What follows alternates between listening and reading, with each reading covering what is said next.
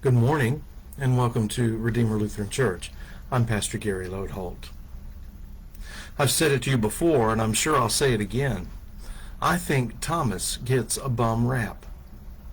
We call him Doubting Thomas and look on him with a little disappointment sometimes, when in truth it is Thomas who cements our faith so that it is full and grounded, and he never gets credit for that. This week, we're exploring the mystery of the Holy Spirit, glimpsing facets of the Holy Spirit, and all the while knowing that there is so much more we don't know or understand. In the Apostles' Creed, we are down to the phrase, the resurrection of the body. And I'll bet most times we fly by that without ever really thinking about it. And that's where Thomas comes in. You know the story, I'm sure. How the risen Jesus appears and Thomas isn't among them, and how when they tell him about Jesus appearing, he says, "Unless I see the wound marks and put my finger in the wound marks, I won't believe." We shake our heads and we say, "Tisk, tisk," and are disappointed in his doubt. But let's think about this again. First of all, no one had ever risen from the dead before, so Thomas's reaction might be expected. It's almost as if he is shaking his head at them and saying, "How did you guys all get caught up in some sort of mass hysteria, so wanting to see a risen Jesus that you convinced yourselves you did?" Or another option might be that Thomas thought they had seen only a ghost and not a risen Jesus. And that could be the source of what we have come to call his doubt. In fact, what Thomas is saying is that he's not going to believe any of that. And instead, if he's going to believe, it's got to be a full bodily resurrection like Jesus promised and nothing less. That's why he wants to touch the wounds, to make sure it's really Jesus and not an impostor or a ghost or a hallucination. The promise and all it means is based on Jesus having a body. And as St. Paul reminds us, if we have a death like his, we will experience a resurrection like his.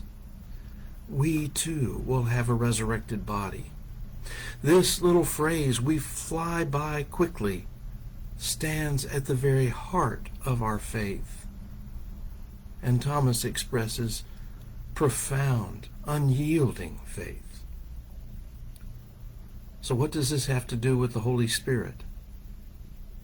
Well, this is a good example of Thomas clinging to what is vital and true about the risen Jesus and not settling for anything less. The way Luther might describe it, the Holy Spirit keeps us in the true faith.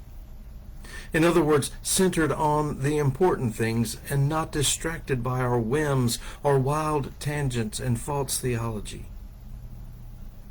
No, as Thomas demanded to see the full risen Christ, so the Holy Spirit keeps us focused on the full risen Christ amid a world of distractions and idols. We are kept in the true faith.